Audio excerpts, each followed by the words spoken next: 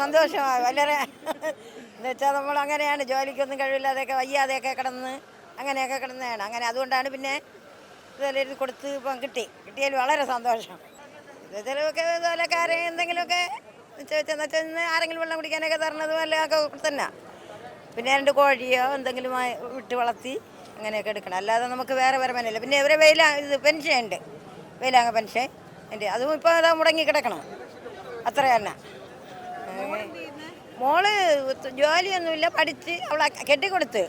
പക്ഷേ അവനാണെങ്കിൽ അതിനെക്കാട്ടിലും പിന്നെ ഒന്നും പറഞ്ഞിട്ട് കാര്യമില്ല. പിന്നെ അവിടെ തന്നെ നമ്മളും ഇറങ്ങാൻ പറഞ്ഞാൽ നമ്മൾ ഉടനെ ഇറങ്ങി കൊടുക്കണം.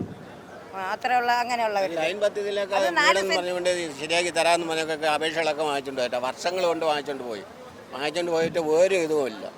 ഇതാണ് സംഭവം. വർഷങ്ങൾ കൊണ്ടേ വാങ്ങിച്ചിട്ടുണ്ട്. എനിക്ക് വീടും വസ്തുവോ വേറെ ഒന്നുമില്ല. ആഞ്ഞിൽ നിന്ന് വീഴുന്നതാണ്. ഒരു 17 വയസ്സിൽ വീഴുന്നതാണ്. സന്തോഷം, വളരെ സന്തോഷം. നമുക്ക് വളരെ സന്തോഷം. എന്തെങ്കിലും എടുത്ത് പോയാലും മരുന്നിലേക്കായിരുന്നാലും എന്തെങ്കിലും ഒരു ഇത് നമുക്ക് കിട്ടുമല്ലോ എന്നുള്ള ഇതിൽ വളരെ സന്തോഷം.